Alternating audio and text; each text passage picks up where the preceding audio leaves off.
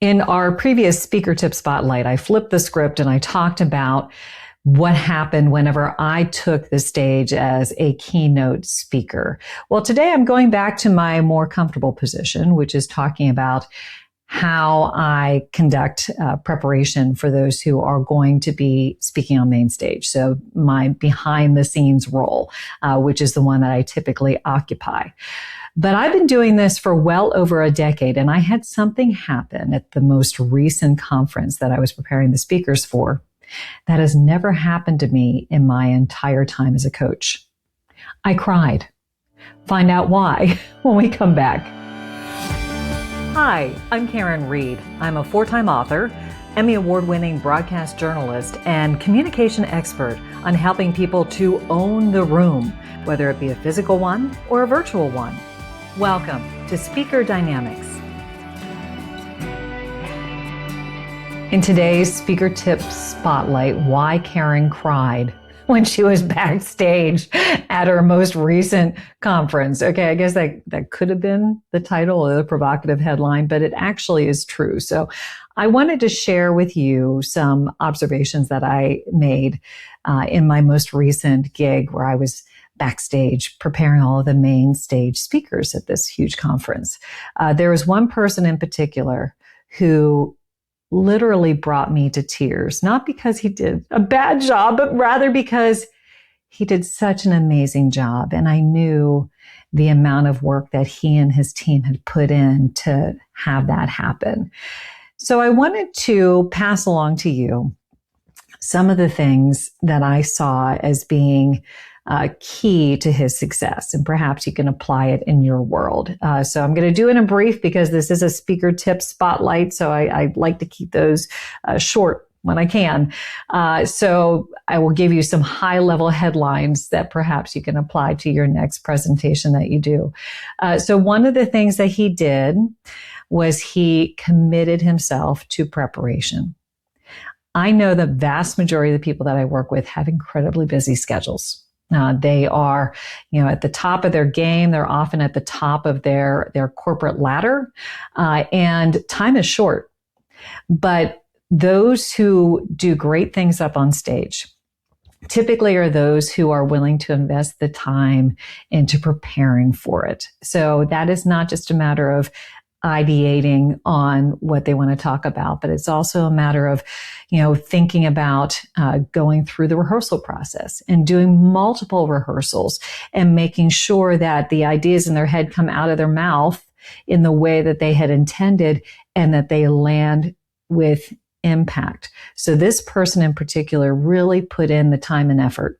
He invested in himself by ensuring that his moments when he walked out on stage were going to be as amazing as possible. And it worked. I mean, he put the time in, he went out with confidence, and it certainly showed, because I always say, confidence is communicated before content is processed. Once again, confidence is communicated before content is processed. So he walked out on stage. He was confident in what he was going to say because he had put in all that prep time in advance. So that was one of the 3 C's that I'm going to share with you. The second C is for collaboration. It wasn't just him saying, this is what I'm going to say. He collaborated with his team. He had an amazing comms person who has worked hand in hand with him for years. And they crafted such a beautiful story and narrative that just took on even greater importance as he was going through that process. They fine-tuned it. They'd rewrite it. They'd go back again and they'd come up with something even better. But it was that collaborative process where they're playing off of each other that I think worked really, really well. So you do not have to do a presentation in a silo. I would recommend that you not do that.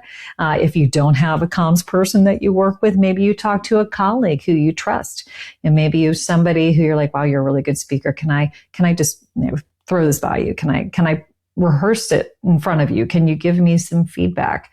That collaborative process that happens before you take the main stage is really important for your ultimate success. So the first C is commitment to preparation. The second C is collaboration with others. The third C is the one that I think brought me to tears, and that's conviction in delivery. So this particular topic that he was speaking to, he felt very passionate about, and that passion certainly came through in how it was presented to the audience. There was a combination of not just his verbal, but also the visuals that all came together. And it was a very dramatic piece. And because of all of that, you could see that he was getting choked up as he was presenting it on stage. And it caused me to get choked up, and actually everybody else in the room that was watching it on the screen did the same thing. It was so well done, but it's because he presented it in a way that was passionate and with enthusiasm that was contagious, and it was so authentic. So when you are speaking, if you want to move people, it needs to come from a place of authenticity. You need to feel so convicted in what you're saying that it actually inspires people to also do something with what you're saying.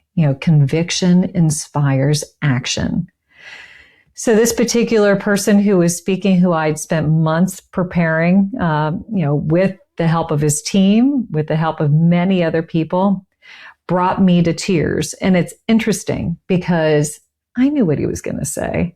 I had seen him rehearse it multiple times, but it was that combination of all the things that came together and his true emotion that showed on his face that got me, and it got everybody else in the room.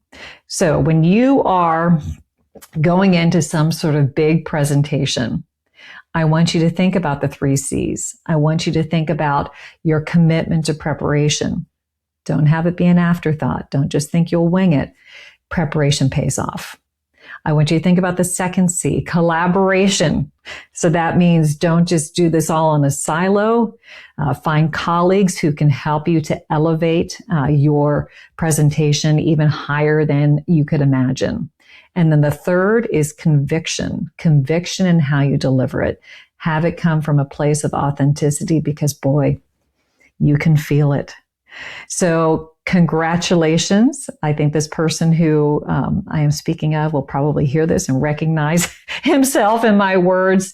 And just, it was such an honor and a privilege to be a part of such a powerful speech. So if you want to find out who delivered the keynote that brought me to tears, you can find out by going to this week's bonus content. So if you go to speakerdynamics.com/bonus content, you can find a link to the keynote that I am talking about. So it's from a tech conference. So there are some moments, if you're not a tech person, that might be a little bit over your head, but I want you to take note of how he begins and how he finishes his keynote.